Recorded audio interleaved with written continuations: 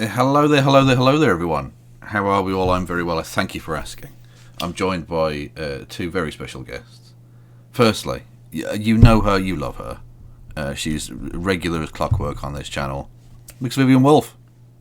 Hey, how you doing? I'm very well. How are you? Yeah, not too bad. Okay. Well, thank you for the high energy. I appreciate it. And new to the channel, the fantastic British, and again, we are all British on this show, unfortunately, tonight, but don't hold that against us. We're not all terrible. A British trans campaigner, activist, and all-round badass, Katy Montgomerie. Hi, thanks for having me. Thank you for coming on. Yes, how are you? Yeah, I'm doing all right. It's been a nice day today, and I get like manic energy from spring and summer, so I'm entering my like reverse hibernation phase. So I'm feeling good. Awesome. So There is literally nothing on the screen, by the way, Kev. Well, actually, no, that's not true. There's no LGB without the T banner on the screen. Right? yeah, well, I always start with a little, either like a little meme or a little picture or something. It's fine. I know what I'm doing, vaguely. I don't believe you. No, you shouldn't. True. Okay, so for anyone who doesn't know, and if you don't know who Katy is, get your fucking act together, frankly. But if you don't, why don't you tell everyone a little bit about yourself? Yeah, so I'm a feminist and LGBT rights activist, and I am addicted to arguing. I basically just made a Twitter account and started arguing, and then suddenly I have loads of followers on everything, and I don't really know why. But yeah, I argue about LGBT rights on Twitter and YouTube, and yeah, it's all right. I saw that as well. I remember you coming up in the world. Really? I was like, there's this trans woman who's just commenting on every TERF thread and just picking a fight with every single TERF in the thread, and Yeah. it was kind of fun to watch. I don't know. I've kind of gone on a bit of a TERF smashing bender myself recently because I'm just fed up with them. Yeah. Most of them have blocked me now. To be clear, in case anyone listening has kind of no real idea of what's going on and stuff, lots of the time you'll hear these like bigoted people be like, "Oh, all of the gay people on the platform have blocked me." It's like, yeah, but that's because you're homophobic. That isn't at all like a mirror situation. Never at all abusive in any sense to these people, and they are like literally a hate group trying to take away my rights. It's just if you argue back with them and you don't like react to what they're used to people reacting to, then they don't really have anything. And the most hateful ones will just get more and more extreme to the point where it's ridiculous. Yeah. But most of them don't, and they will just block you. And then you get a reputation, and they will pre-block you. So when people say to me like, "How do I escape all this abuse on Twitter?" I'm like, well, there's two. There's the short one, which is use a block list and block everyone. And the long game is for 2 years argue back with absolutely everyone, and then you'll get a reputation and people will all block you. I think it's weird as well though, because you are actually a lot more civil than I would be and am. Like I will literally just say go fuck yourselves. You know, I'll straight up call out like the most horrific aspects of their bigotry, whereas you are much more, hey, what's your evidence for this thing? Right, and you'll try and have like a solid different strokes for different folks. That's not a criticism at all. I mean, I think But it's perfectly valid when someone comes up to you and asks you to prove that like all trans people aren't paedophiles or something, to just say fuck off because it's disgusting and ridiculous. But I'm addicted to arguing, as I said earlier, and I kind of have unlimited patience for it. And one of my favorite things is just if people make ridiculous claims, there's a point where they can't justify it, and you just ask a few questions and then they get stuck or they contradict themselves, and it's hilarious.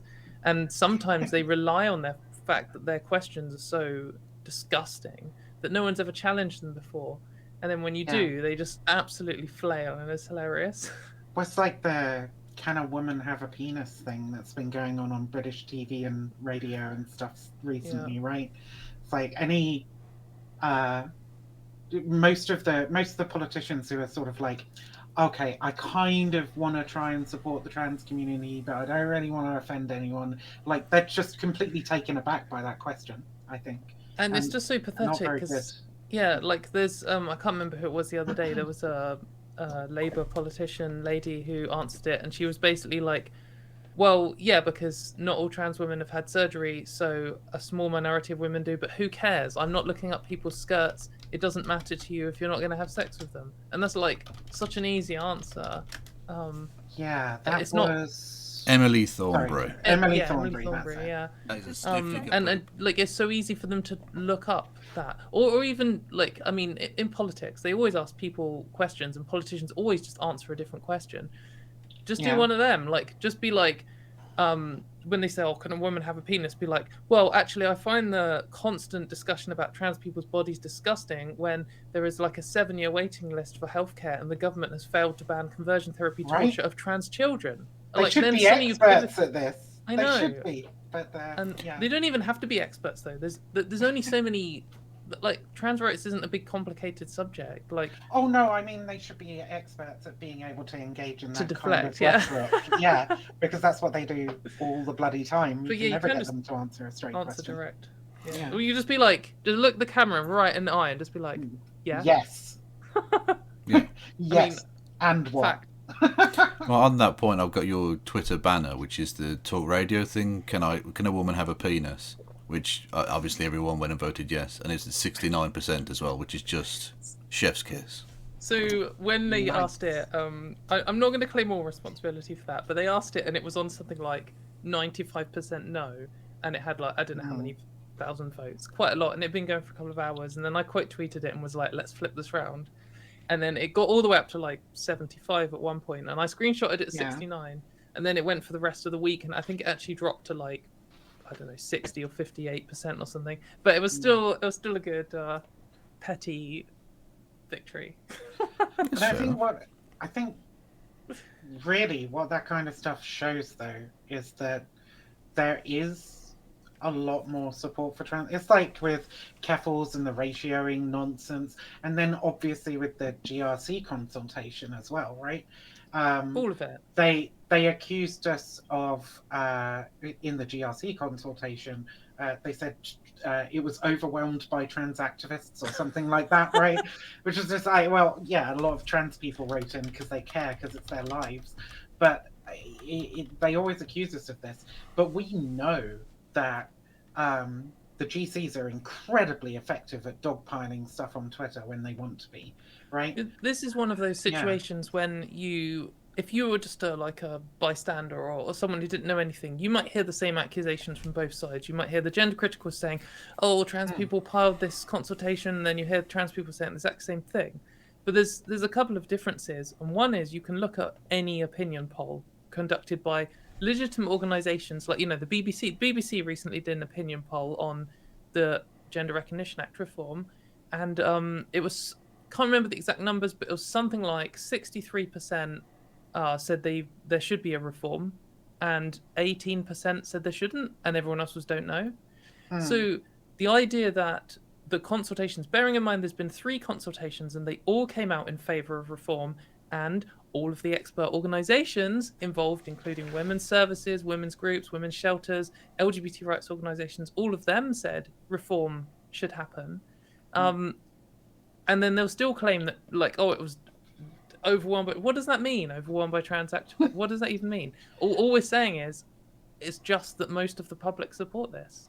Well, exactly. We did a public consultation, and some of the public responded, but not the ones we wanted to respond. So or too many of the ones we didn't want. Yeah, it's ridiculous. But the thing is, the TERFs do respond, right? And if you're getting the same accusation from both sides, and it's like, well, all the trans people are responding and all the TERFs are responding, well, clearly we just have more people on our side, right? Yeah. Like, because we consistently win those things. But also, I think that this is an example of there's this quote going around at the minute, and I was slightly messed up. It's something like, from fascists, every accusation is what's the word? Admission, or something like that. Projection.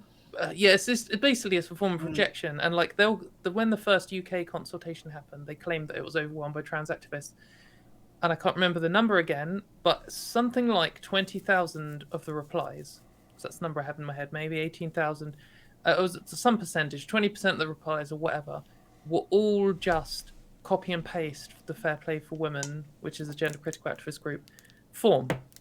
And that's like the definition of being overwhelmed by like one source which wasn't legitimate. Yeah. So like it's just them.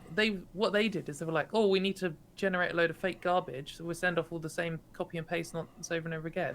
Yeah. Then when they still didn't have enough, they're like, oh, well, the other side must have done our strategy even better than us. And it's like, no, they didn't do that at all. That's why there wasn't 20 or 40% or whatever of the Stonewall form copy and paste or whatever. Maybe you just don't have the numbers, girls. Like, well, to be fair though, they were just copying Conservative Party HQ tactics of just getting them to tweet the same shit out, claiming that it's a bad thing. So it's it's so embarrassing. Oh god. So on the point of your Twitter though, you recently run afoul of the TERFs, and they got you temporarily shut down. Yeah. So I got so on Twitter generally what happens is you get a 12-hour ban. And then in that time, you can't do anything, and you have to delete the tweets responsible. And then you get several of them in a row as warnings, and then you get your account suspended, which means it's totally gone, and you're not getting it back, and it's game over. And I've had a couple of suspensions over my time on History, which I joined in 2016. And in that time, I think now excluding the last 3, I'd had maybe 3 before. So I think maybe in total I've had 6, and all of them have been nonsense. And this isn't one of these situations where I'm like, they banned me just for saying a man is a woman or something. Like, I had the first one I ever had was I was talking with some friends about how Australians use the word cunt for everything, and we were saying, oh yeah, man, I was talking to an Australian the other day, and they were just saying it about their own mum and all sorts, like in a friendly way, because to them it's just like almost like mate or something. And then months later, as soon as the point where I got like kind of on the radar of the gender criticals and got like, I don't know, 10,000 followers or something, that tweet got flagged up, and I got a 12-hour ban. And it was just so clearly bad faith, where they were searching through for something you can trick like the algorithm with. And so I had a couple more of those. I had one where some gender critical man said that he would send me to hospital if he saw me using the women's toilets. And I was like, so you'd just beat up a random woman, would you? And then I got a 12-hour ban for that. I remember that one. Yeah, and he, I think, took another week worth of people reporting before he had to delete that tweet, which was pretty disgusting. But anyway, all of them have been along those lines. But the most recent one was a gender critical, a fairly prominent gender critical activist, who used to be the legal commenter at Lesbian and Gay News, which is a gender critical news site, which recently had to shut down because there aren't enough gender critical people who are gay and lesbian, which was quite funny. But so he's fairly well known. He's got quite a lot of followers, and he's talked about by lots of the other groups and stuff. And he said in a tweet, I preferred AIDS. And then like it read as to the trans rights movement. He said than to the gender ghouls at Stonewall and mermaids who are castrating boys or something. Standard disgusting. I wonder why they can't attract more LGBT people to their cause. I know. It's just like it was. I mean, I can be kind of light-hearted about this now because I've thought about it a lot, and it was a couple of weeks ago. But I see a lot of their vile stuff, like an inhuman amount of it. I see them describing trans people in a way that you would be horrified to see people describing like insects. Like they are absolutely vile. But to see that it did disgust me. Like, and I don't usually react to these things because I'm so desensitized to it. But it's such a vile and like abhorrent thing to say. Like knowing like how many people so this man who said it is a gay man, and knowing how much of the gay community died in his lifetime, and not just died but like suffered, and the horror and fear of the AIDS epidemic on the LGBT community. It was just disgusting. Anyway, so I replied, I tweeted this out to my followers saying, this is what he's just said, it's fucking disgusting. And I got a 12-hour ban for that. And he then got like totally suspended. But then I commented on it again, and I got another 12-hour ban in the same week, and I was like, this is bad news because now I've had a few in a row. So I was kind of seeing it coming, but then he got unsuspended because sometimes you can appeal to Twitter and they take a few weeks, and then they decide that the algorithm was wrong and like a human steps in where. But for some reason, I have no idea why, Twitter decided that I prefer AIDS wasn't a bannable offense, and they brought him back. And then J.K. Rowling said, "Oh, welcome back!" Like, you know, did a little smiley face because, of course, she fucking did, because she's absolutely vile person. Ghoulish. Yeah, disgusting. Well, maybe she can retroactively get Dumbledore to get AIDS then, if they prefer AIDS, right? Oh God. Yeah. Well, exactly. I mean, why not? Fuck it. If that's the standard they're going to set for themselves, evil Jesus bastards. Christ. but Maybe yeah. not. So then I couldn't help myself, and I replied to her with the screenshot of. So she like replied to him saying welcome back, and I replied to that saying, this is who she's talking about for passers-by, because J.K. Rowling's tweets get seen by loads of people who don't know anything about trans people or the dynamics of what's going on. And I successfully ratioed her. So as far as I know, I am the second trans person to successfully ratio J.K. Rowling, after Keffels, of course, you mentioned earlier. But I said this is what he said, and then underneath I posted some facts saying the AIDS epidemic at one point had killed 10% of all gay men in the USA.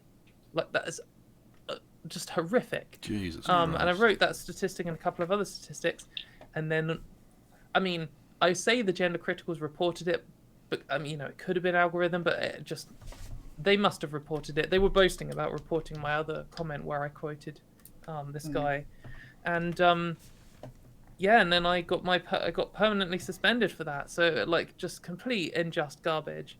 And I wrote an article about it, and I appealed it, and I wasn't expecting anything for weeks, but then suddenly I was back, like in a matter of hours later, with my account like fully restored, and with an apology email from Twitter saying like that they were wrong about all the suspensions. So yeah, in the long run, I think my account's stronger than ever. And also I gained like 2,000 followers from that little fiasco. So it went well. It's a win, really. Yeah. Sorry, that was quite a long story, but that is all the detail, and I haven't been able to rant about it yet. So no, but it's wild that they do that to you, because they're always complaining about not having open, rigorous debate. And they always complain about no debate and so on. And then here's you, a person who is offering that and is generally relatively civil with it. Like, sometimes you go off a little, but you're generally relatively civil, certainly compared to somebody like me, who will just go straight out and say, hey, Julie Bindle's coming off as a fucking sex pest, right? Like, yeah, Viv, you are trash. That is true. That is true. Well, you know, honestly, fuck these people. But like, but you're giving them exactly what they ask for, and yet they clearly don't want it. Actually, what they want is to be able to scream their shit from the rooftops without any kind of opposition. Yeah, what they want is a performance. They want either like just total blanket control of the media, which I mean they kind of have to an extent, or they want a performance, and that's why like all of these gender critical people, all of the big names, all of these like, oh, debate me, all of them have me blocked on Twitter and have for years, and some of them block me multiple times, where they unblock me and then to like reply, and they'll start off all friendly and formal, and they'll be like, I have unblocked you to say this thing, and I'm like, yeah, but what about this? And then they block me again. But then there was a thing a while ago when I'd written some articles. I wrote this article about what J.K. Rowling had said, and you know, I've posted that to hundreds of people, like thousands and thousands of people have read it, and there was one attempt on my article debunking what J.K. Rowling had written. One person attempted to do like a serious reply to it, but it wasn't very good, and it was by a total nobody, you know, like anonymous person. And I was just like, no gender criticals do want these debates, because I made loads of points here that there's holes in their ideology, the facts don't line up with what they're saying, like lots of this is just trivially false. None of them want to debate. What they want is, you know, to just like dominate and have the appearance of debate. And then from that, one of them, or a couple of them, was like, "Oh, I'll debate you. Name any place, any time." So I was like, "Okay," and I wrote an article on Medium, being like, here is my first opening argument. My number one problem with gender critical ideology. Let's have a reply. And they're like, "No, we want you to go on GB News and Fucking argue GB in News. person with this person." Like, I was like, "Well, if you want, I don't want to do an in-person argument for a number of reasons, but mainly because you were just gish gallop, and you would just spew off a load of stuff, which is all false. And if it was in writing, I could write a 2-paragraph block on every single point you made, like I did for J.K. Rowling's essay. She wrote an essay out, so I just wrote an essay back and quoted every single point she made and presented the facts and linked to them. And you just can't gish gallop in writing, and you can in words. And then also, they wanted to do it on GB News. So I was like, well, Yeah. you know what? They were like, "Oh, Katie's too scared to debate. She won't go on GB News." I was like, I've got a call-in show where you could call in, and every single time I say to them, if you want to argue with me, call in. Like, we don't edit it. It's all live. You can just say what you want. Like, we've almost never hung up on someone.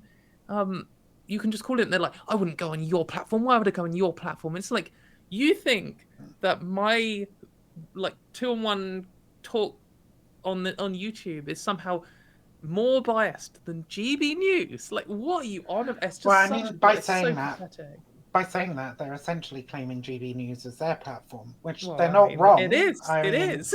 and that's the same thing as like the Mail, right? Like all these people they write for the Mail. It's wild that a lot of them still consider themselves to be like left wing or liberal or whatever. I did a cartoon about that today. Sorry, Kevin, I didn't mean to cut you off. No, go for it. No, go. Oh, I was going to say, I did a cartoon about that today because the Daily Mail has, and the Mail on Sunday recently did that article about Angela Rayner's legs. Yeah, and like, they're just constantly misogynistic. Like, not just a little bit, not just like a snuck in and like in the middle of an article, but like front page headline misogynistic, disgusting things all the time. And then the other thing they do is defending women gender critical articles. And like day after day, they would be like, the new suffragettes, and have a big full page spread or whatever. And then the next day they'll be like, women back in the kitchen, whoa, disgusting. Why don't they look feminine enough? You know, it's like the same thing. So my cartoon today was like 3 misogynistic Daily Mail headlines, and then, you know, all trans women are rapists or whatever, and then the gender critical person being disgusted at the first 3, and then being like, "Oh, finally a newspaper that defends women." Like, it's just so it's just ridiculous. But like, it's all just performance. It's a mix of performance and like having their median dominance. Like, because with these live debates, what they want is they want a show, because anyone can appear to have won a debate if they're more charismatic.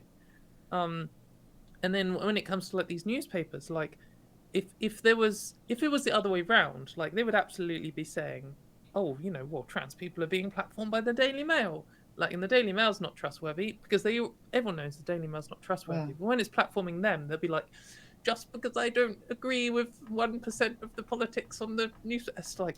So can I ask you a question, Katie? Yeah. Is there a mainstream paper that you would be happy to write a column in? Well, so I did one. I wrote an article for Holyrood magazine, which is, I guess, I think it's like the main or one of the big Scottish politics like news outlets, and they asked. So there's a lot of things to consider here, because in my mind, I'll just take on any debate. I don't ever want to be in a situation where I personally am afraid of a question or a discussion. Because like I'm like a skeptic and an atheist, and asking those questions is how I got to feminism. It's how I got to gay rights, and it's how I got to trans rights, and it's eventually how I got to coming out as trans, by looking at these scary questions and being like, well, I've just got to answer them. So that kind of like, are you scared to take on the questions? No, not at all. I genuinely enjoy it, and maybe I'm wrong. Maybe the gender criticals are right, and they just need to change my mind, but they're not doing a good job of it anyway. But then there are other things to consider, and one of the big things to consider, as well as are they just doing it for a performance or whatever, is legitimizing the platform. And if, like, as you get a bigger and bigger platform, if you engage with smaller people, it can give them a booster up because Yeah. you're giving them credibility. But also, if you're if you get to a certain size platform, if these mega platforms have you on, then they can say, well, we're not biased because yeah, we platformed like this like fucking hate merchant dickhead who wants to do a genocide, but we also had Katy Montgomerie on and she's a trans person, so it's 50-50 and it's balanced, and any accusation of Yeah. bias is unfair. So you really have to think about who you give your reputation. And I've had like this discussion quite a lot with trans people and leftist political people quite a lot, because I think there are a lot of people who are just like, you should never engage with these people ever. And that seems to have been, at least in around like 2016, that was the general trans vibe in the sort of trans activism circles that I was in, at least. And I can see the argument for that. However, what that can lead to, or sometimes you start off in the place of the entire media wall to wall being anti-trans, then you just don't get your argument out there. Then there is just the public just does not hear your side, and then not only does that mean they don't know, but even allies just are not equipped to have these arguments with their friends and family because they're not seeing the good arguments in people. So then there's this kind of so all of the sort of trans activist side I talk to would be, and the leftist side are usually like, do not engage with these people at all, because I think they're used to a position where they have some kind of media and political force. Like if you're a left-wing person, traditionally there has been newspapers, some kind of voice. Yeah, and you've had a political party, even if it's the minor one, it's still a credible block. Whereas talking to my American atheist friends, they're like, take any and all platforms you can, all the time, fight anyone in any moment, because they are used to having nothing, and they need to just get their ideas out there. And if they could, it's like, it always reminds me of the scene from the Truman Show, if you remember that, where so like he's part of a TV show and he doesn't know, and like there's like some scene where he's a child and someone jumps out of a present on his birthday, and they're like, "You're in a show, Truman. It's all fake." And then that gets like dragged off. And I feel like, you just need to take these 1 seconds to shout like something about religion, or just be like, "Trans people are human too," and then like be carried off, whatever. But so it's about balancing these things. And when I went on, I wrote an article for Holyrood magazine.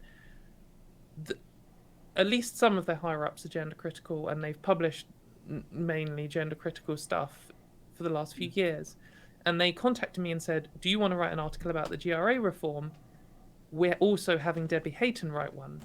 And they had also just the day before published one by some other gender critical group. So it was very biased. And I felt that it was a big enough platform that it was net positive and benefited getting trans people's argument out and just getting it in front of people.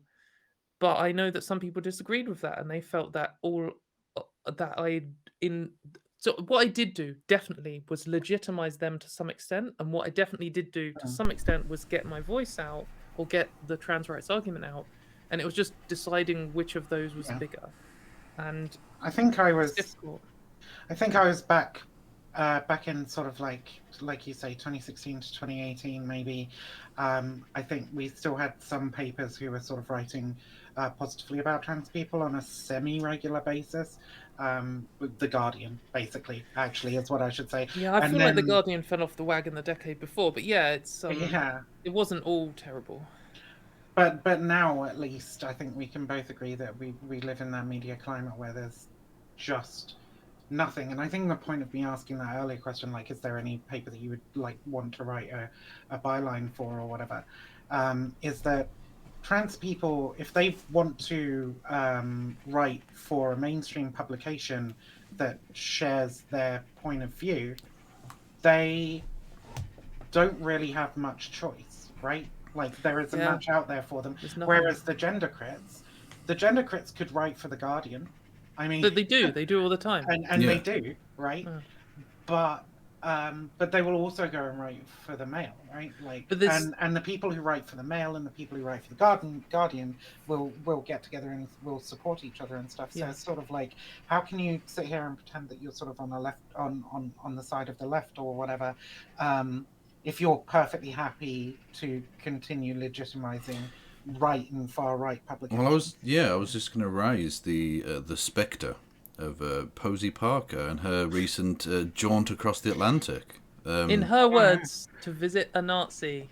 And then Yes. crowd cheers in the Tucker background. Carlson. Yeah, she went on with Tucker Carlson. I don't think it's been broadcast yet because I was looking around. She's been in and out of America like constantly. Well, Because yeah. she's an advisor for the Women's Liberation Front, and of course she was there screaming "You're a man" or something similar at Leah Thomas while she was racing. You remember Indeed, yeah. She also swimming, yeah. went over and shouted similar things to Sarah McBride, who's like the first trans senator, state senator in the US. Yeah, so Couple years she's a fascinating Some creature. way. Yeah, she it seems so odd to me that these people describe themselves as politically homeless. Because when you're stood there, could you make more noise, please, Viv? Flipping out, mate. What's Oh, going on I'm there? sorry. I fucking muted Discord. I didn't mute the program. I'm not even in a Discord channel, but I muted my Discord window. I'm sorry. I apologize. Okay. Anyway, it seems so odd to me that the gender criticals will refer to themselves sometimes as politically homeless. When you're stood next to Tucker Carlson, smiling and repeating back the same nonsense that he believes, it seems like you're at home. Yeah, the gender critical's political home is the Republican Party. It's much more aligned with them than any other major political party in any country that I am personally aware of. Maybe Brazil's government, maybe Saudi Arabia. I don't know, but like, the thing is, in the UK, I don't want to say I can see what they're saying, because when someone to me says they're politically homeless, like 99 times out of 100, that means I'm right wing, Yeah. and full stop, and I vote Conservative. So it's kind of ridiculous, really. But in the UK recently, the Conservative Party has kind of become the gender critical party, but not in the kind of gung ho way that the Republican Party. Like, the Republican Party was always going to be obviously pro gender critical, full-hearted, all in with the most abhorrent, extreme gender critical policies possible, and they're doing it today. The Conservative Party hasn't done that in the same way that, they've messed up some regulation, and they've blocked some regulation, and they've said some garbage things, and they've said some worrying statements, and potentially it is moving to a much more extreme place. But the Republicans came out and are just like, we're going to arrest parents and take children away and stop them from having healthcare, and they've just been like, pow, and they've just done it in like a matter of weeks. And that's the gender critical's political It's terrifying, really. Yeah. Seeing that stuff migrate from the United Kingdom to the United States, and the United States is political, because I don't think the United States political climate was at the same place in 2015, 2016. I think that's why the Heritage Foundation was sort of like, working with some of the gender crits over here and stuff, and why TERFism took off so much over here and didn't take off so much in the United States at that time. But now the political climate is just perfect for it, and it's absolutely taken off, and it's terrifying to see that happen over there. Yeah, it's only going to get worse. I mean, it's going to get worse for a few years yet, I think, both here and there. Yeah. And I thought it would be worth, for our American guests, because they'll be hearing more about Miss Parker, as she goes by. That's not her real name, but whatever. With her infamous gun clip thing, if you remember that. Because I think Yes, I do. this is rather telling. They go on about how they want to defend women and defend girls and all the rest of it, and yet she literally calls in this clip, and I'll get the tab up so you can listen along. Well, it's a very American solution to the problem. Let's be honest. It is, but it's obviously like the most. Solution to the problem in Yeah. quotes. Sorry, big quote there, but Well, exactly. But even if we were to accept it were a problem, this is the most counterproductive way you could ever go about it, because it's cis dudes who are like doing the violence anyway. I Look, mean, that's gender critical all over. yeah. What are you talking about? Cis dudes don't commit nearly as much violence as the As trans women. as trans women. the 95% of all crimes are caused by trans women. True. We're responsible for Brexit, and then we're responsible for all the problems that came from Brexit as well. Don't forget that. No. Well, it's not all trans people. It's just Keffals. Okay, Keffals did it all. I heard there was an earthquake in Japan recently. That was probably our fault. Godzilla is trans, though. To be fair. Yeah. Yeah. Shit. Forgot about that. Had a bit of an idea about some of the things that you can do, and men, for once. I'm talking to you. I'm talking about... She's talking to me specifically on this occasion, I For think. once. For First once. time ever. Yeah. She's been appealing to men. Gosh. Men. You dads who maybe carry... I think that's what you say. I'm so down with the American lingo. Maybe you carry, maybe you don't. Maybe you consider yourself a protector of women. Maybe you're that sort of man. Maybe you have a daughter or a mother or a wife.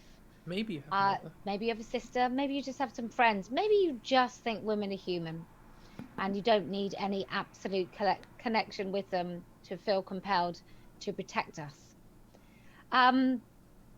I think you should start using women's toilets, men, because you have. Well, that's an interesting way to go about that argument, I think. Just take a gun in, sort it out. If you intimidate all the women who look wrong, then trans will be eradicated. They can always tell Katy, okay? They can always. Every single time. Except obviously the fact that millions of trans people have been using toilets forever, and there are loads of cis women who get wrongly clocked as well. There were no trans women before 2016, Kevin. Get your back straight. Sorry, my bad. Invented by Obama and Caitlyn Jenner Corporation. In fact, just saying on cis women being accused of being trans. It's a lot more common than kind of is made out, and I actually think I mean we don't have actual like recorded numbers on this or the study, but just from a quirk of the numbers, I think that the majority of the times that people are confronted for looking wrong in the women's toilets, the person being confronted will be a cis woman, and that's just because they outnumber us 300 to 1. In fact, you can actually do the maths on this. I've got an article called No You Can't Always Tell on Medium if anyone wants to search that up.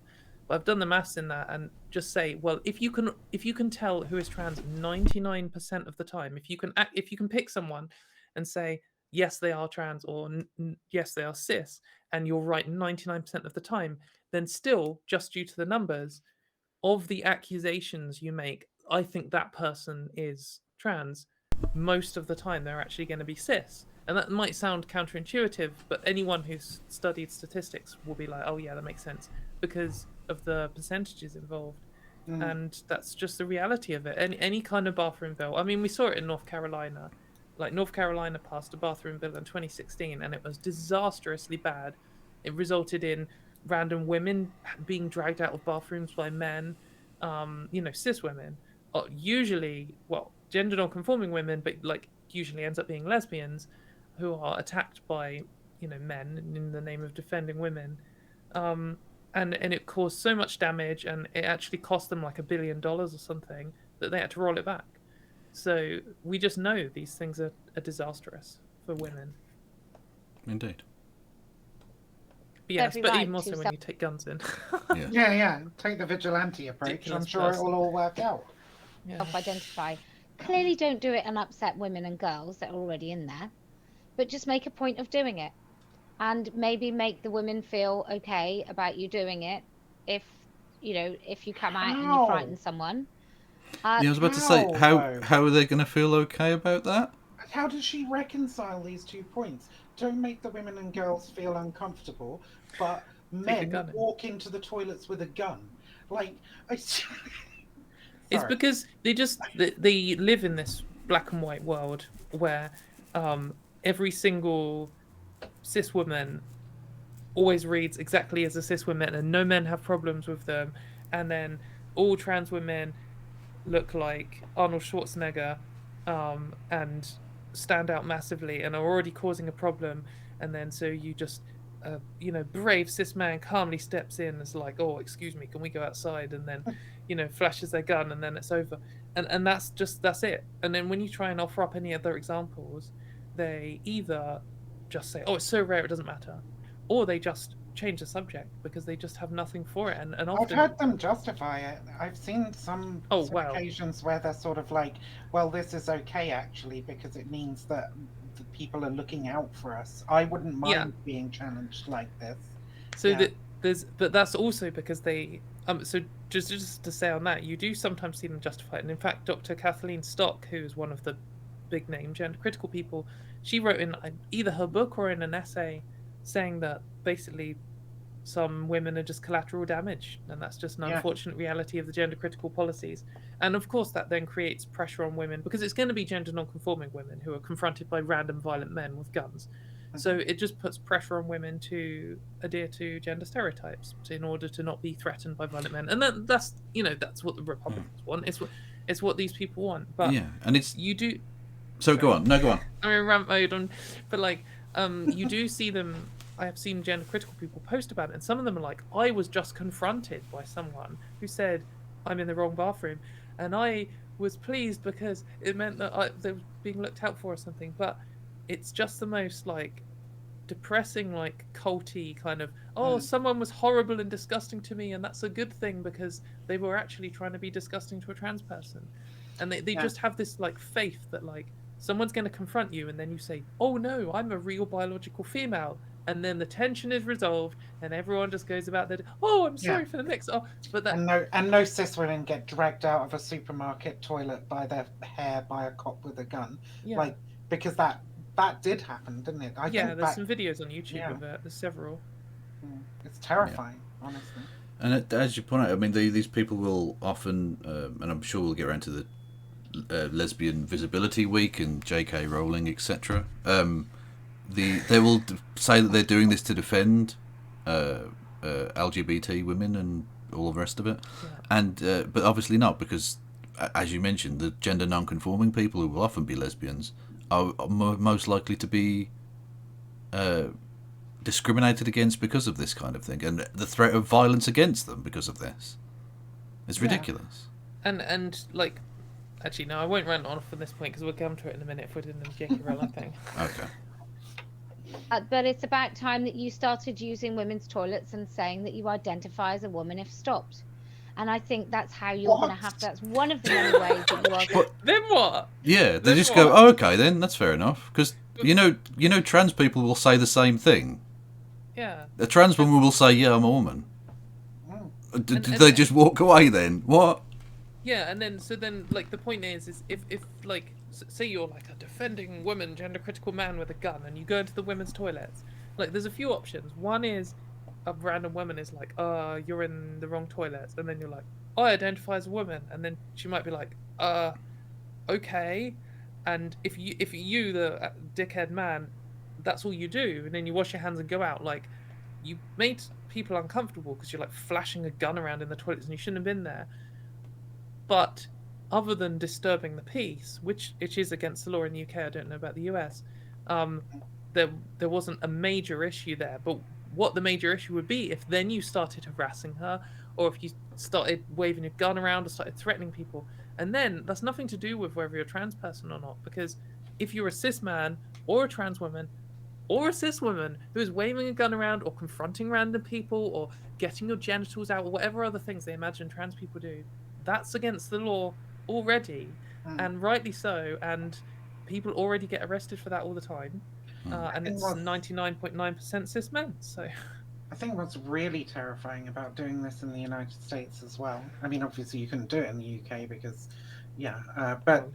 because we have gun laws, like a sensible place. Well, I'm sort of torn on that, but then I'm a mad anarchist, so but the the fact of the matter is, if a dude walks into a toilet with a gun, even as an anarchist, I would be pretty torn on I feel like I would probably have to call the police, right? There's basically no fucking anarchist organization around the corner with a bunch of socialist rifle guys that can come in and sort this out, right? And frankly, even if I wanted to, I wouldn't trust them to do that. But like, so they're going to phone the cops, and then and everybody's fucking life is in danger, because regardless of whether or not you as that gender critical man intend to use the gun in any way other than like just threatening the trans woman to get out the toilets, the police are going to show up, know that there's an armed gunman in there, and we've seen it time and time again where they just roll up and open fire without warning. And there was a case not so long ago where a young girl was killed in a dressing room when the police rolled up and opened fire with assault rifles, and one of them penetrated the dressing room while she was in there. So you're just putting absolutely everybody's lives in danger if you're doing that in the United States. Yeah, definitely. And also even like sort of related to that is if there was a situation in the USA where there is a trans woman there and they're just existing and you don't like that, and it's not even a man with a gun, but it's literally just a trans woman minding her business, and you call the police might just turn up and shoot the trans woman over the crime of going to the toilet. And I don't know if they give a shit about that, honestly. No, they don't. But this is, it's important to acknowledge that they don't, because this is, again, is one of those things where the gender critical, like, sort of resistance to intersectionalism is important to highlight, because we know that if you're black, you're more likely to be shot by the police. And so if you call the police on a black trans woman, then that's just more likely to happen. Do you get any people of colour who are gender crits? It seems like a pretty white thing. I mean, you do get anyone. I mean, there are gender critical trans people, and there are gender critical gay people, and gender critical, the idea of a gender critical trans person blows my mind, but yeah. Well, there's like 10. yeah. God, did you see Miranda Yardley came out of the woodwork a few weeks ago? I was just like, that's a name I haven't even heard in ages, and she was just there. I was like, holy fucking shit. She's one of the worst in my opinion. The language she uses. Wasn't she on a talk radio or something, just going I think so. I'm not actually sure of Miranda Yardley's pronouns officially, and I'm sure that they would say, I don't care, pronouns are stupid, or something along those lines. But I also have the idea from talking to people who do talk to Miranda that maybe even by choice don't use she, her. So I personally, until corrected, Miranda, you're welcome to correct me, and I'll use whatever ones you want. I usually say they, just so people know why I'm doing that. And Miranda was once a big deal and then got banned from Twitter and kind of disappeared. Fair enough. But there are some gender critical people of colour. But I think that there's kind of two types of gender critical. There's three types maybe. There's the genuinely terrified parents who have got roped into this conspiracy theory and they're in panic mode. And there's the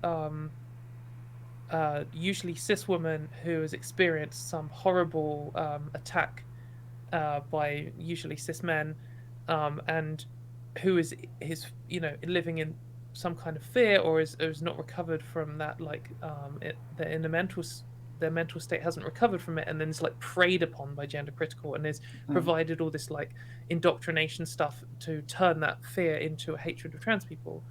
And then there's this kind of thought leader group who aren't either of those things and are genuinely disgusted by trans people and are aware of what they're doing and are happy to lie about it. And I think, if you're someone who has been raped or sexually assaulted, or you're someone who has a vulnerable child who you really genuinely fear for, and the gender critical movement shows up and they offer you companionship, and then they give you all of this indoctrination material, and turn your fear, often when people are living in fear and dealing with these highly emotional events, they are just irrational. And that's not me saying, oh, I wouldn't be irrational. Everyone gets irrational. There are times where people get into these panic states, and if the only people there for them are gender critical, then that's often the way they end up going. And so that's often how you will end up seeing these groups where you're like, how is there a trans person who is gender critical? How is there, people who are like lesbian women? How do they end up being gender critical when so many of the gender critical people are using either just recycled homophobic arguments, or just homophobic arguments, or just homophobes themselves? Well, of course, J.K. Rowling's best friend in the House of Lords. Good segue. literally voted against marriage equality. Yeah. I mean, Baroness Nicholson is and has been for pretty much the entirety of her career a disgusting homophobe. Well, I mean, career in big fucking air quotes, because being a lord is. She did used to be a House of Commons MP, I think. Yeah, and so, well, I mean, I guess she's one of the lords that managed to get there through some kind of hard work rather than a hereditary peerage or whatever. Well, look, they're all equal now. They can just fall asleep and then pretend to understand what laws are. It's fine. I don't know. Baroness Nicholson seems like a cartoon character who's escaped from the TV to me. Like, did you see her recently? She was, someone said... I saw this. Someone pointed out that in 1995, the lesbian Avengers stormed onto her lawn and occupied her lawn and stopped her car from driving out, demanding that she sign the UN pledge of tolerance or something, and she was refusing to, specifically because it included gay and lesbian people. Like, you should tolerate gay people. That was the thing they were asking her to sign, and she refused to sign it. You will tolerate gay people. I know, it's just so ridiculous. Someone said that, well, you've been homophobic for years, and she was like, well, actually, no, I'm not homophobic, because homo means man, as in Homo sapien, and I'm not scared of men. And that was genuinely what she said, and I was just like that's so amazing. It's not even true. Like, homo means same, as in homogeneous, for example. Actually, I've learned from people dunking on her that homo is a word in both Latin and Greek, and one of them, it means the same, and that's where the term homophobia comes from, and the other one means homo as in person, and that's where the term homo sapien comes from. So they're none actually of them mean words. Man. Yeah. Well, exactly. Well, no, it is, because only men have ever been killed, because that's why it's called homicide. Oh yeah. Fact. That's also true. Yeah. So Baroness Nicholson has just been consistently anti-gay rights. I mean, as recently as I think last year or 2020, someone, no, it wasn't you actually, wasn't it? I was going to say, was it you, Vivian? But no, it was, someone asked her, why did you vote against gay marriage? And she just publicly said, because I thought that lesbians being able to get married would degrade the status of women, and quite rightly so, as we have seen. And wait, what do you actually mean? Yeah, and it's not just gay marriage. She's also openly opposed gay people adopting children. She fought hard to keep Section 28 on the books. Just all of it, all the things. She has consistently voted against gay rights every single opportunity in her entire voting history.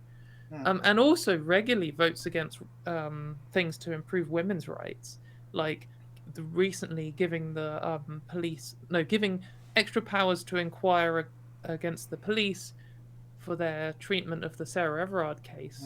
And she does terrible. She's terrible for gay people, and she's terrible for women. And the gender criticals love her. I mean, she's just a straight up reactionary. Your other policies as well that just harm working class people, stifle the right to protest, and so I mean, she's full on down the line right wing. There's more.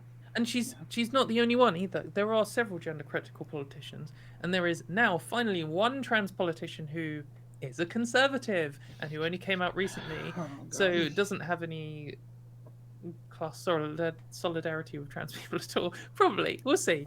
But it's a tough one, isn't it? That can you imagine coming out as a conservative Yeah, I don't. MP. I don't. Yeah, that's such a strange story. Like, in a way, it's kind of fascinating, and it'll be interesting to see how the Conservative Party deal with that person Well, moving he forward. said, and I use he because he said that he's going That's to what he continue said, yeah. using he him pronouns. He said that he's not going to be doing any kind of like transition, social or medical, and for all intents and purposes, he's just going to be, because he said in his message, "I want to be trans," was how he phrased it. I mean, But I I would think say if you want to, then you already are, but there's like, there's been a more recent interview where he said oh, has that there? he wanted to transition as soon as possible, wanted to medically Okay. transition as soon as possible. So it might come. I imagine that if this Mm. particular flavour of the Conservative government stays in power, that he'll just disappear. But we'll see. But I was just going to point out that there are several gender critical politicians, and all but one of them voted against gay marriage. Yeah. Like, it's not that she's Baroness Nicholson is a one-off. Like, all of Yeah. them have been anti-gay rights, bar one, Joanna Cherry, who is a lesbian woman herself. But yeah, it's just such Was a Rosie common Duffield thing. anti-gay marriage then? Oh, that's a good point. Well, I don't I think forgot she about was. Rosie I Duffield. don't think I'm she not I was don't in. think she sure had the she did. chance. Yeah, I don't know think if she was. She wasn't an MP at the time. I think No. she was relatively new, 2015 maybe intake, something. Anyway, Yeah, I haven't done any There deep was- dive on There Duffield was yet. a recent vote, actually. I'm just going to quickly look it up because I looked up which gender critical politicians voted which way. that's fair enough. Yeah. Check out Wes Streeting's voting record as well. God. I think that would be a really interesting thing to write about. Is just the voting records and politics of. I think it's gender important to critical- highlight. So I Yeah. did this recently. Over COVID, in order to improve healthcare access for women, the NHS started offering at-home abortions. So they basically send you a pill in the post. Yeah. If you're at a certain stage of abortion, there's some I kind of think restrictions on it. There are Americans' heads melting at the thought. Yeah, well, it's a great thing, and maybe even if you have contacts in the UK, you can get them to send you this pill potentially. There might be some kind of. I don't ever really want to advocate for healthcare without the That doctors. seems like it but- might be highly illegal and could get. Yeah, you into but more I trouble, mean, if so they're you at the have to point be very where careful. yeah, okay, but I mean, when Well, you're outlawing abortion, Yeah, I that's was about to say when horrific. the old adage of when the law becomes immoral, the only moral action is to break the law. Oh no, I totally look. But for terms of service purposes, don't break the law. like I said, break the I'm law. an anarchist. I agree, Kevin. I'm just saying that, like, if this is something that you would Yeah, exactly. What consider, kind of then anarchist make are sure you? Kevin, shut the fuck up. Make sure you know what the laws are, right? And make sure that you're doing this. Anything you do is in an informed manner to minimize risk to yourself. Yeah, don't get deported to America because you'll have a bad time. Yeah, but but you're such an You anarchist. can't Viv. come here. We'll ship you to Rwanda. Yeah. God, yeah. But follow the like- rules. You got to follow all the rules. Oh, So anyway, shut the up, Kevin. UK government introduced this new policy to get abortions at home, and then at the end of COVID, because COVID's finished here in the UK and no one has it anymore apparently, they decided to get rid of that policy, and lots of women's rights groups campaigned to keep it because it's just a good thing. Like visiting abortion places where you can get them is often difficult. And can be stressful, and there's lots of reasons why these at-home abortion pills for certain types of abortion are just good for people. And so they had a vote on it, and of the gender critical politicians that I'm aware of, 5 of them voted against it, which was Kemi Badenoch, Ben Bradley, Miriam Cates, David T.C. Davis, and Sajid Javid. And Rosie Duffield voted for, so she is the best gender critical politician. And then Jackie Doyle Price, Liz Truss, and Joanna Cherry abstained. So yeah, I mean, they're just garbage for women. Gender critical. To be honest with you, that's more cowardly. Well, potentially they were away for, like, Liz Truss could have been away for official business. Well, actually, you're talking after COVID. I was going to say during COVID they had votes in abstention, didn't they? No, this was a recent vote, and absentia also even. Yeah. I think that Joanna Cherry was required to abstain by the SNP because the SNP, because this is a devolved issue and this just applies to England. Oh, okay. And so I have a, I don't like Joanna Cherry and I don't like Rosie Duffield as people or politically. However, I do think that both of them would have, if possible, voted for this measure, because I think, unlike all of the other gender critical politicians, I think they at least have some kind of feminist root. Joanna Cherry a lot more so than Rosie Duffield. But the rest of them are just generic anti-feminists, don't like women, don't like gay people, and so now they don't like trans people. Yeah. But I mean, it's not weird that the gender critical movement would align itself with people on the right, because that's what they pretty much always do. I mean, at least Boris Johnson knows what a woman is. At least the Taliban knows what a woman is. At least freaking Russian soldiers know what a woman is. At least Putin knows. People in Ukraine. Like, yeah, it's fucking disgusting the way that they consistently cuddle up to far right. Putin knows what a woman is. He should know. He's murdered many of them in the last month. Brutal. Anyway, should we try this? I mean, we've been on this 2-minute clip for about 20 minutes already, and we're halfway through. So you know, God. Going to have to combat the insanity of self-ID. Even if it's not called self-ID, that's pretty much what you have now in the United States, and that's how you men are going to help. And there's going to be no excuses, and you either care about the women and girls in your life or you don't.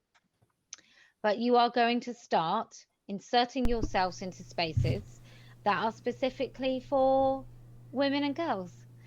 Maybe you're going to do it when you go to your kids' school and they've had to inject this federal nonsense of accepting boys into girls' spaces. Maybe you need to make a point of saying to the head teacher. So it's apparently go to a school. It's dangerous with a gun. It's dangerous for boys to go into a girl's bathroom, but it's not dangerous for a cis man, overwhelmingly the perpetrators of abuse, to go into a school with a gun into the girls' bathroom. I saw this when it came out, right? I saw this when she originally did it, and I forgot how batshit. I forgot that she literally said you should go into a children's school, impress yourself upon the teachers there with a gun, go into a little girl's bathroom with a fucking gun to what? Defend them against the 7-year-old trans girls that are there. Not just that, but to what? I mean, even what's the end goal there? To what? To check the genitals of the trans child. It's just to intimidate trans kids to stop them from coming What out. the this is... Who was that gender critical person that posted about pulling down a young boy's pants or Jackie a young trans Hollyoak. girl? Jackie Hollyoak. Holy crap, dude. These people are fucking sick. I- Honest I- to God, they are wrong. I shouldn't use the term deranged. It's a little bit ableist, isn't it? But like, it's really hard to kind of think of words that can describe this absolute detachment from reality that causes people to do things that are so just harmful to people around them. These people, they're broken. Yeah, There's something wrong with them. This is what I always, when I say transphobia rots your brain, like this. This is the kind of thing I mean. And what it does is, you know, any human has some kind of threat level analysis, and you might have something like, oh, if I don't have any food tonight, I'll have a bad time, so I should go out of my way to get food. But if your car was on fire, you wouldn't get into it to drive to the supermarket. You'd be like, okay, well, I'll go without food tonight, because, you know, there's some kind of harm rating going on here. And often you find, particularly with the gender critical movement specifically, rather than transphobes in general, but the gender critical movement, because it's got such a hard indoctrination, like cultish vibe to it, that they're like, threat analysis becomes anything to do with trans people is just number one. Like, it's above everything else. And you saw this in the election for Joe Biden. There was, you know, the gender critical movement spans across the political spectrum, though it's mainly right-wing, it's mainly Republicans, it's mainly reactionaries, it's mainly men. However, there absolutely are some people who were or are left-wing, and some people who were or are feminists to some degree. And even them, you'll see them saying, well, sure, Trump... I saw this discussion between like 100 of them having this discussion on Twitter, and you saw it, there was having it on Spins, they're having over the abortion rights. Yeah, and they'll say, okay, yeah, Donald Trump is a misogynist, yeah, okay, and he probably will take away abortion, but at least he won't take away the word woman, and without that we can't have any rights. Therefore, Trump is better than Joe Biden, who will erase women. And it's just this ridiculous reordering of, like, taking away abortion kills people. Like, millions of abortions happen every year, and without decent abortion services, that means that will result in thousands of people. I don't know the exact numbers, but there will be so many deaths because of taking away abortion. And it's not just the death total and the serious injury and even mild injury of banning abortions.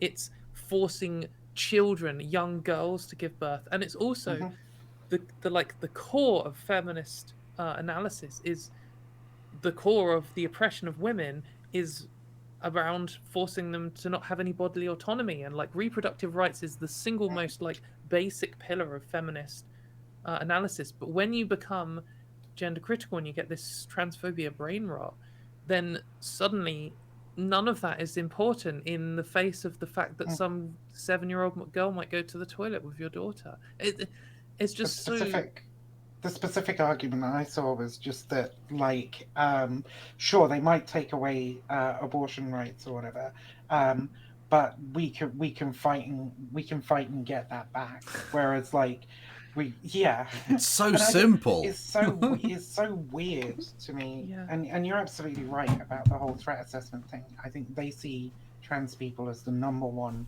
greatest threat to them. At least, you know, the ones that aren't just operating out of just a straight up hate and disgust for trans people, because I think there are definitely those people as well. But the ones that are like caught up in it for sure will just be like, you know, trans people are the number one threat. Trans people are the number one thing we need to be concerned about.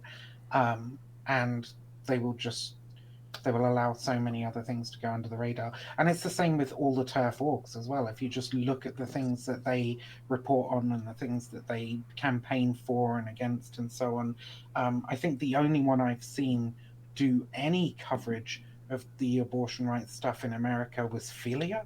And Philia are like kind of a relatively long-standing feminist organization that has taken on the gender critical ideology. But all the other ones, LGBT Alliance, they don't give a fuck, you know? LGBT Alliance do not care. If gay marriage got taken away in the USA, quite possibly LGBT Alliance wouldn't even comment on it.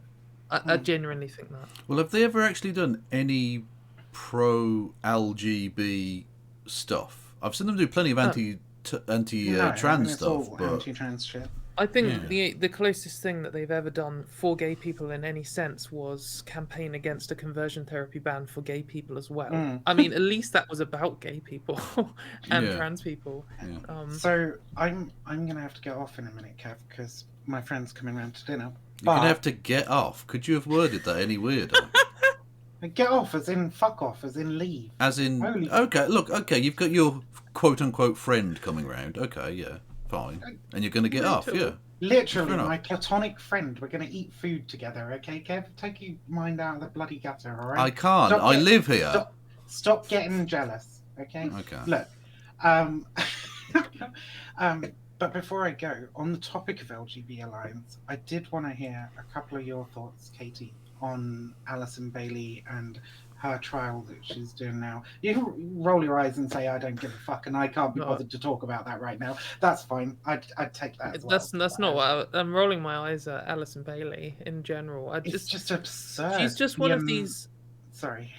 No, go on.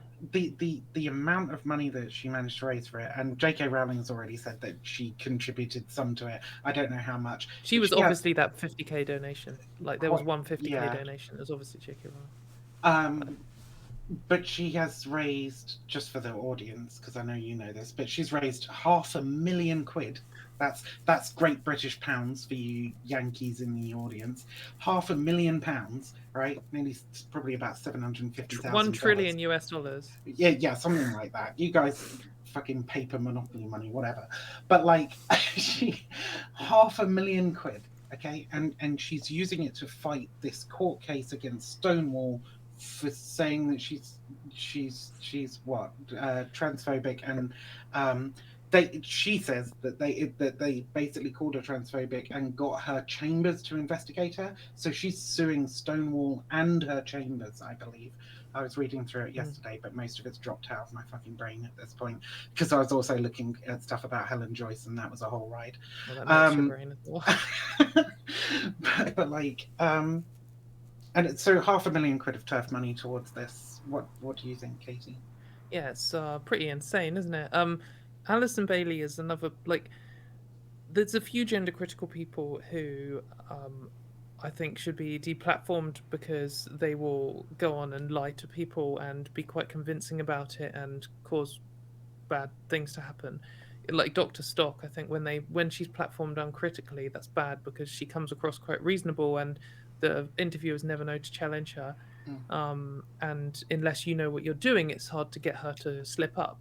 But some people like Posey Parker, like give her all the platforms possible. I mean, maybe less so Tucker Carlson, but like get Posey Parker on the BBC or something and just let her just go. Oh, she's insane. She's one of the worst. She will say the worst things possible. She's a negative for the gender critical. I mean, she's good in some ways. She's good at indoctrinating people. She's good at radicalizing people. She's very extreme, whatever. But for the general public, for their view of gender critical, she's bad. And Alison Bailey is too. I just think she's so consistently incompetent as a person. Like she just says so many back-to-back stupid things and just plainly rubbish things. Like she did some weird speech where she went off about, you know, how trans people are the biggest threat to humans ever or something. And she said this like about trans boys. She said, these are, you know, young girls who are having their breast removed without ever having felt a lover's caress. Yeah, like, I remember that one. You're talking about like young boys not having their breasts caressed as some kind of reason to deny them health care. Like, what are you on about? And she's just said loads of other ridiculous things. She said like, we must destroy the LGBT juggernaut and things like this. So she's just consistently ridiculous as a person. And like I saw in the like pre-trial build-up, one of the first things her lawyers asked were if she can call trans women men in front of the judge. Yeah, it's like you're trying to argue that you're not transphobic. Disastrous start. But the thing is, I don't trust the UK legal system. I don't really trust any legal system. Sometimes, I mean, there might be some level of justice to it. I'm not saying it's corrupt, and I'm not saying it's just a total like free-for-all madness. But absolutely, if you have more money, you can just win on things that are unjust. And we see that all the time, happen all the time. And she has such an obscene amount of money. They're obviously like preparing for an appeal if she's raised that much money, and they probably want to take it to a much higher court because this is like. You don't need that. Yeah, you don't need that much level. money. That's what kind of. I don't know enough about court costs to really have posted about this on Twitter. That would be something that I'd have to research. But when I saw how much money she raised, I was like, surely that cannot be the usual cost of like taking an employer to court for discrimination. Not even close. It's to intimidate, but it is also to prepare for, you know, to get the best QCs and stuff. So that they've got the person who did Mayor Forstater's tribunal case, who also raised a ridiculous amount of money for the case that went on, which the judge actually mentioned. Well, did it? Like, well, I don't know. We don't know the ruling yet. No, and then it's going to come out this week or next week, I think. Which is bad times. But yeah, with the Alison Bailey one, I just don't know. I feel like it could go either way. There is one universe that spins out from infinite possibilities from here, in which this year Alison Bailey loses her court case and LGBT Alliance loses their charity status. And if that happens, that will be quite a significant blow to LGBT Alliance. There is another universe, obviously, where Alison Bailey wins and LGBT Alliance don't lose their status. And that is bad for us, but I think it's not as bad for them as if they lose. I think the status quo for us at the moment. Yeah, I think they've got rarely, like it's very rare. I think they have more on the line for these ones than we do. I think the Mayor Forstater one, as long as they don't contradict the original ruling, it's not really much on the line for anyone. It's just about media attention and the spin that she'll get. It's not like the actual law won't matter. With the Alison Bailey one, I don't know. I mean, obviously, some people in the government want to destroy Stonewall and other major charities because they're too nice to LGBT people. And that's, I feel like, that's part of this. Mm. But it's just such a ridiculous thing. Like, it isn't entirely clear to me what exactly she is legally arguing. I mean, I guess that will come out. But like, I mean, are you just alleging that an LGBT rights charity noted that you're in an anti-LGBT rights hate group to an Yeah. organization that had hired them in order to improve LGBT inclusion? Well, I mean, I mean, she's also suing her chambers, which aren't actually her employers. So it's just it's a very, very weird state of affairs for and sure. to say that like they have affected her income, I mean, just seems plain and ridiculous to me. She's before this fiasco, I mean, she started LGBT Alliance. It's like famously now internationally known to be a garbage organization. I wouldn't want to hire anyone who had anything to do with LGBT Alliance, No. because of course. Well, I mean, they've had their heads saying insanely homophobic stuff. They've had it's just. They're wild. also incompetent. Like, I mean, look at you. Just look at what Alison Bailey's been saying in public. And like, she went on. She did that thing where she found some rubbish in her garden and went on Twitter and accused trans people of trying to kill her dog. And then, like, an hour later, some kids knocked on the door and apologized for putting rubbish in her garden. It's like, you're just so consistently incompetent. And that's the whole vibe of LGBT Alliance. Like, it's not just her. All of the people involved with it are absolute buffoons, like 24/7. And well, hey, I'm gonna have to head out. It's been an absolute pleasure speaking with you, Katie. I hope we get to do it again sometime. I will be following the Alison Bailey trial, partially from that tweets from the AB thing, but that is run by a gender critical person. So just like, do for anybody else who's thinking of doing that, be aware. But yeah. So thank you so much. Thanks for having me, Kev. No problem. As usual. Yeah. And I will speak to you when I speak to you again. You guys have a great Take time. care, Viv. Thanks for coming on. Everyone go and follow Mix Vivian Wulf. Yes. So just you and I now. How much longer do you have? Yeah, I can go on a little bit more. Yeah. My voice is wearing out, and I want to, I don't know, play guitar or something. But yeah, yes, that's true. If you've got another couple of questions. Yeah, well, I was just going to ask a couple of general ones, I suppose. Who would you say, of all the people out there, and again, keep it, you want to keep things legal, but who would you say is the worst of the TERFs? I guess worst depends what you mean by what. I mean, the most horrific person. Yeah, basically.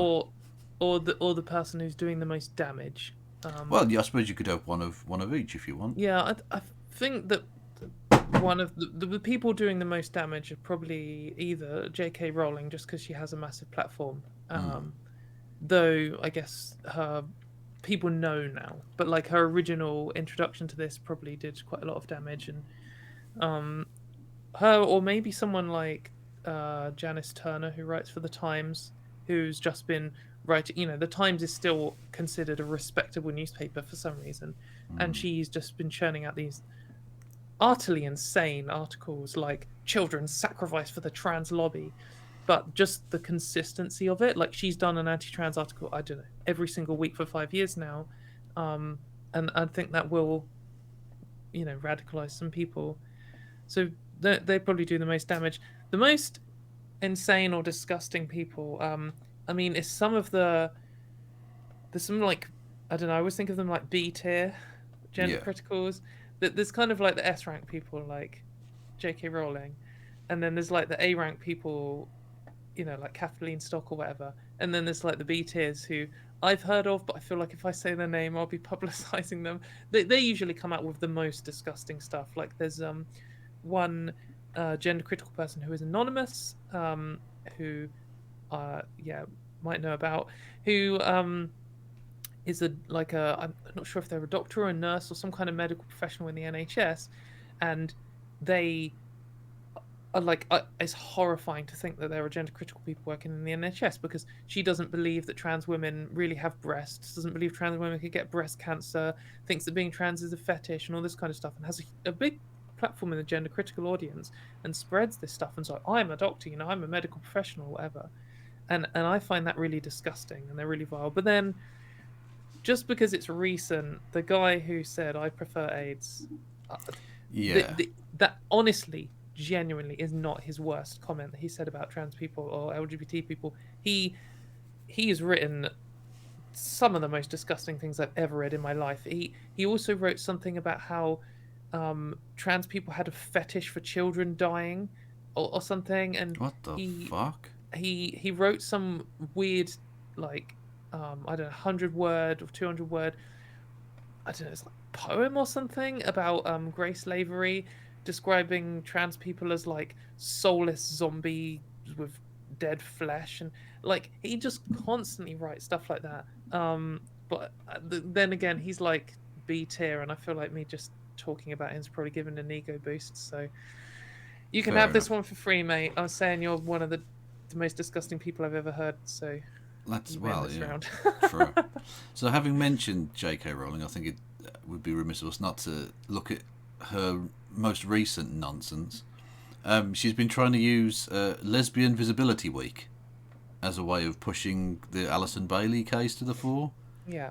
And Linda Riley, the founder of Lesbian Visibility Week, clapped back, which was good. Yeah. So yeah, J.K. Rowling decided.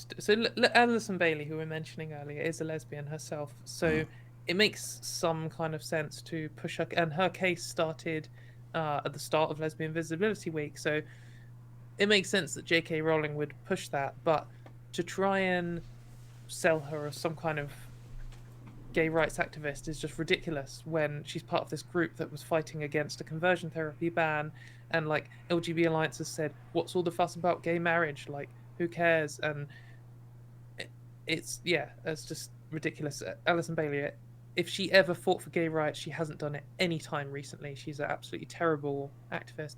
And so Linda Riley has obviously then said, you shouldn't use this week which I created to stir up hatred. And she got in a good ratio here. For anyone who doesn't know, when we're saying ratio, it means where, so J.K. Rowling like writes a post and she gets 7,000 likes, and then someone else replies and they get more likes, because it's harder to get more likes when you write in reply because it's not your audience, it's their audience. So it's a kind of a pointless flex. But then on the second like side of things, it shows that these people don't have the support they claim to have. Yeah. And J.K. Rowling has obviously seen it, because she then screenshotted it and wrote some garbage about Linda Riley, and then also then did a classic gender critical conspiracy and went off on this one random trans woman who has a beard, and uses that to just be disgusted about all trans people. So she was obviously, it got to her that Linda Riley wrote this. So that's good. Yeah, well, exactly. And I think it's telling that the picture J.K. Rowling used was from 1991. Yeah, that's probably the last time Alison Bailey did anything remotely pro gay rights. Yeah. But also then Baroness Nicholson, who we were talking about earlier, who actually founded a charity with J.K. Rowling. So they've been friends for a long time, and she's been homophobic for a long time. J.K. Rowling then quote tweeted Baroness Nicholson being like, "Oh well, the reason that I talk about lesbians," and it's just like, not only is this two straight people talking about what a lesbian is and what, like, telling Linda Riley to fuck off, and Linda Riley is a lesbian and is like an absolute veteran LGBT rights activist, and she runs like one of the biggest lesbian magazines and has done for years, and like she's done loads of stuff. And to have these like straight people just being like, fuck off, you're not a real lesbian, or whatever their vibe they're giving out, is already disgusting. But for one of them to be like a multi-decade long anti-gay rights campaigner is just ridiculous. Like, it's just so utterly ridiculous, and it just shows the strength of the gender critical alliance in the British media. Because if we lived in a situation where even one media organization would even just neutrally report on gender critical people, they would get destroyed, because they would say J.K. Rowling attacks one of the most prominent lesbian activists in the UK alongside Baroness Nicholson, who's consistently voted against gay rights her entire life. Like, you could just present that, and this is kind of the media instead will be like, brave women fight back against LGBT rights activists, and it's like, it's just so it is ridiculous because it's so nakedly homophobic and just generally unpleasant that, like you say, a hate group joins up with a hateful member of the upper chamber of Parliament, let's say, to attack long-standing gay rights campaigner, and yet it's the hate group, the hate mongers, who get presented as the brave warriors in this situation. It's absolutely fucking mad. And you'll see all these gender critical people replying. Like, I mean, I go in argument and they all reply to me, the ones that haven't blocked me, and I'll be like, they'll be like, oh, thanks for defending lesbians, JK, thanks, you're a proud ally to the gay rights community. I'm like, she's literally quote tweeting someone who voted against gay marriage and still opposes it. And they'll be like, yeah, but what about men in women's sports? And like, you've had to change the subject for a reason, mate, and it's not for my benefit, it's for your own brain, because you're faced with this cognitive dissonance and you just don't have a reply to it. But it's just so frustrating how the media just doesn't do anything about this. It's such an easy call out, and if any journalists are watching, the gender critical people come out in force on social media when you write something bad about them, and you will get so much engagement. Like, when you write something bad about trans people, you get a lot of clicks. We all know that. When you write something bad about gender critical people, you'll get twice as many. Like, because they'll all turn up to write some angry comment, and then your tweet will be promoted and everyone will read your article. And I'll share it, and I got loads of followers. So. Exactly. Yeah, so I mean, I suppose a final question, and I'll let you go. Do you think? I mean, obviously they're doing like a moral panic thing, and that will crop up from time to time, regardless of who it is, whether it's gay people or trans people or the satanic panic or whatever nonsense. Poly people will be next. Yeah, probably. But do you think the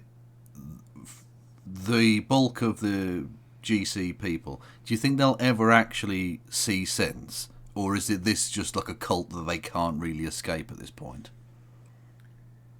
Yeah, it's hard to know. I mean, I'm in contact with quite a lot of the ex-gender critical people now, and lots of them, over half of them, will have a little I hate gender critical now, and they'll talk to me and some other people, and then after a couple of months they'll be just like, I can't handle this, it's too toxic, it's horrible, I can't believe I was ever involved with this. They disappear. And I think fair enough. I although I would obviously like more ex-gender critical people to speak out, because it gives room for other people to do so, and it shows that narrative to the general population, etc. You just got to live your own life first, and if you can't do it, then don't do it. And I don't want to pressure people to. But there are quite a lot of them now, and there being more of them. So people are leaving it.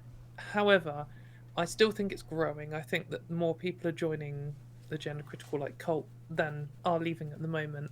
I think we might get to a point where the refresh rate slows down a lot. Like, they'll stop getting new people to join. But I think a lot of these people, a lot of the A and B and S rank gender criticals are going to take this to their grave, because this is a job for lots of them. They're professional transphobes now. Some of them, they get paid to write transphobic articles almost every day, or in big papers every week, and they've got every single one of them's got their own organisation, and they all do £100,000 crowdfunders to do basically nothing, and then who knows what happens to the money. They're professionals at this, and the money will start drying up, but then they'll have to pivot into something else, or they'll join some other anti-feminist group, or they'll get some new grift or whatever. But the majority of people, I think there are...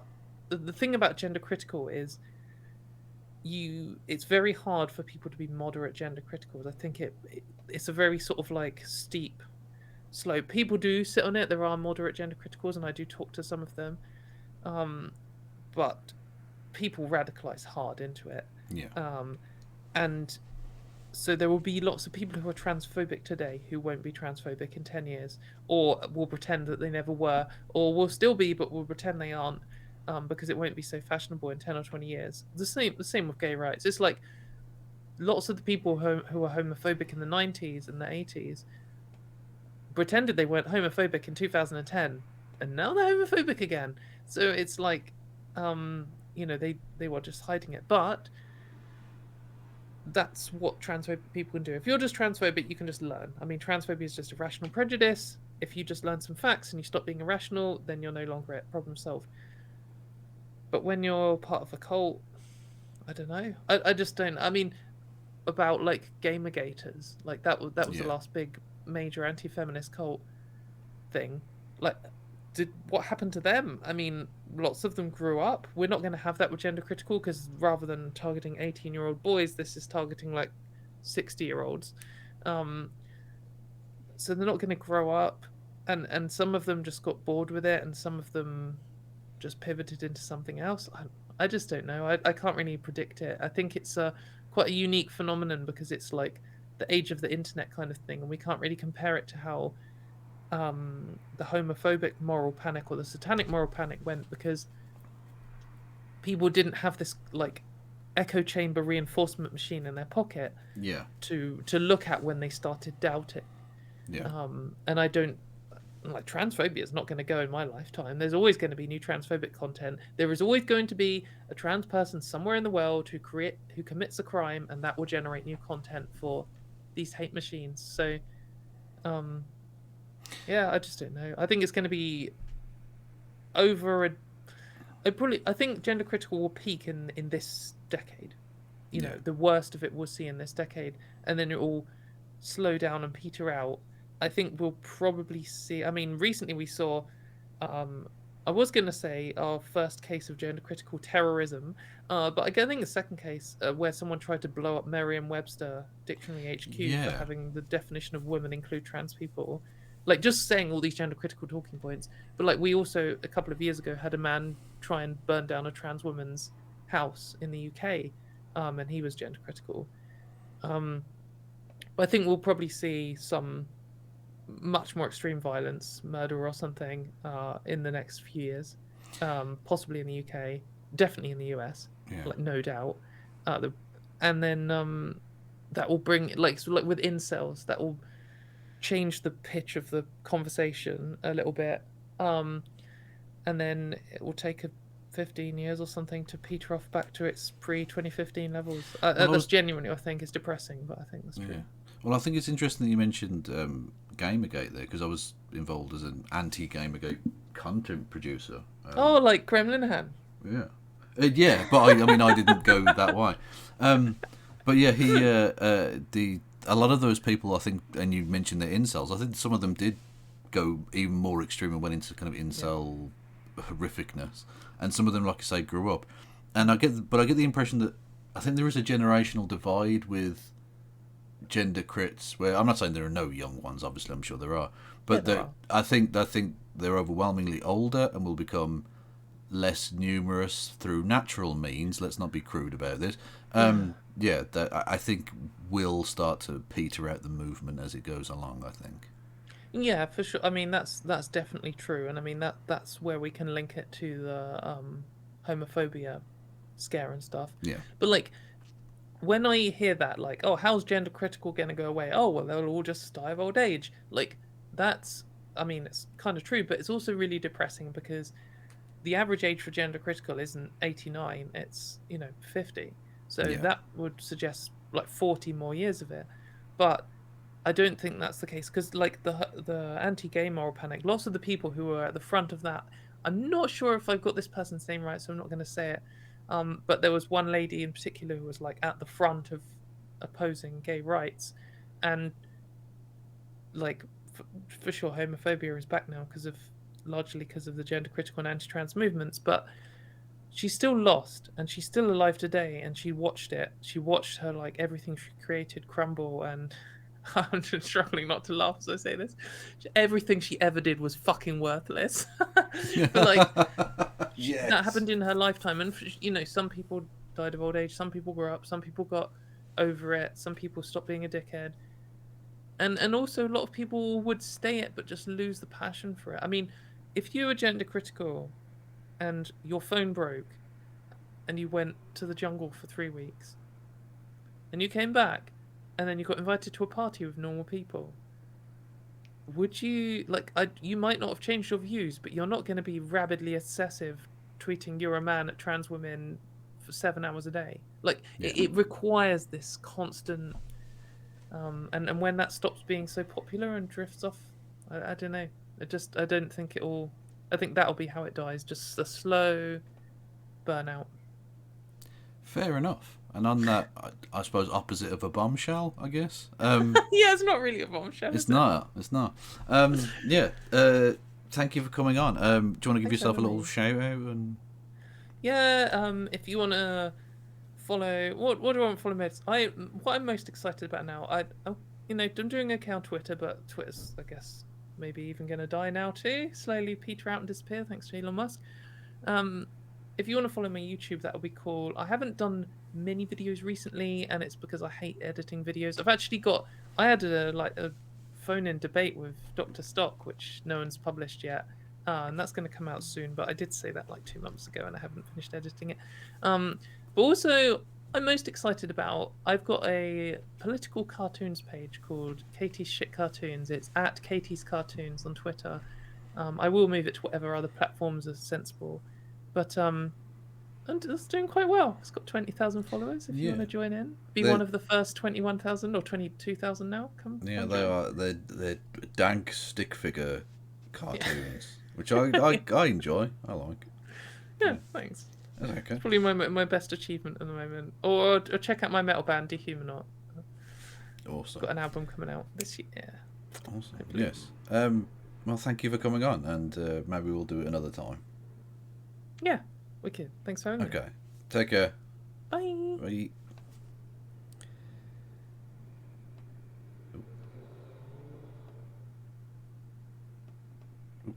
There we go. Apologies. There we go. Hang on a minute. Where are we? Where are we? Boom. Fuck yeah. Hello, Lexi. How are we? Did you have questions? Sorry, I wasn't really reading chat. Mainly because I don't care about chat. If I'm honest, I don't really care. No, I'm only joking. What were your questions? I mean, it's too late now. Who cares? But did you have questions? I'm sure they were better than my questions.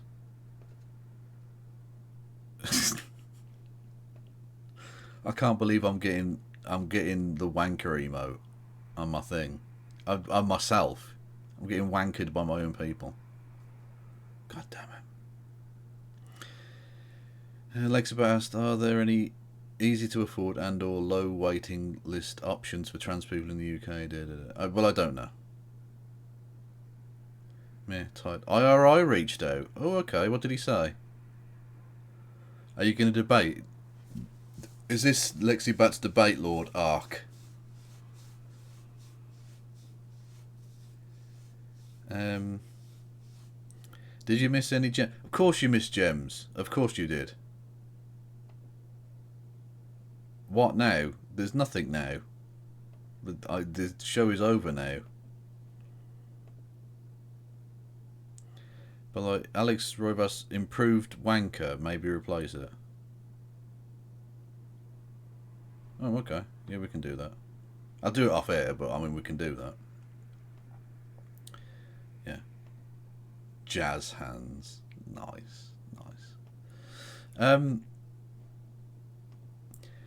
We may be having a stream conversation on Thursday. Oh, fucking dope. Well, I will be following that. It sounds like it'll be fun.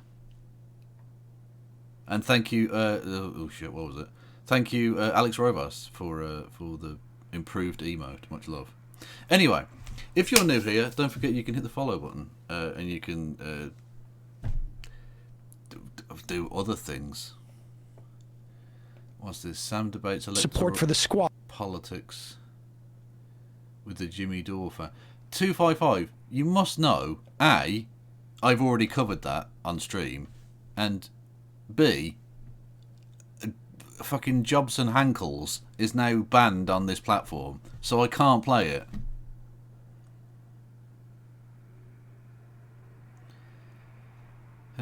Did you find anyone to create more Wiggle remotes for you? Dave creates lots of those.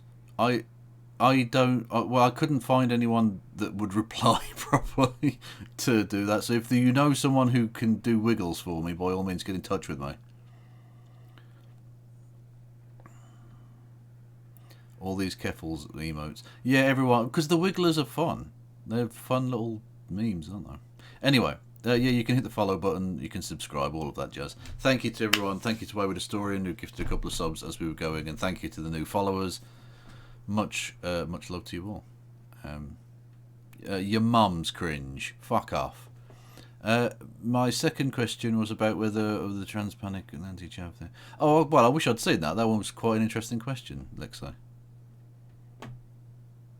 Yeah.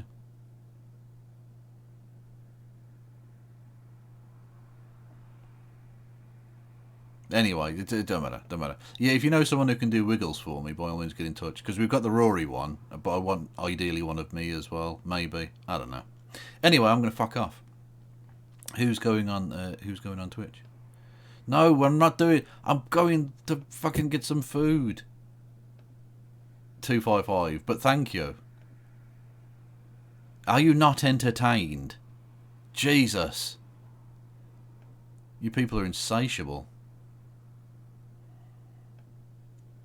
Let's get them Wigglers going in chat, please. Come on now. I want a solid wall of Wigglers, god damn it.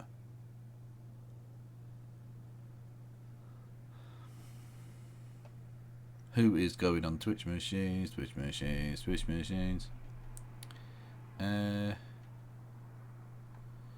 don't think I've ever sent you over to Jim Sterling, have I? I'm going to send you over there. Go and say hello to the great. I think they go by Stephanie now, but the channel's still called Jim Sterling. So go over there and I don't know what the fuck they're up to, but you can go and check them out. Thank you all for listening and watching. I will be back tomorrow now with stuff and things. We'll probably take a little bit more of a look at Ukraine, because we've rather been skimping on Ukraine coverage, mainly because it's been a bit weird. I don't know. Anyway, so we'll take a bit more of a look at that tomorrow, I think, and give you all the latest, because of interesting developments, and it's an awful situation in so many ways. So look forward to that. Quality, happy content there. Anyway, I'll be back then. Thank you all for listening and watching. You people are amazing. No passerà.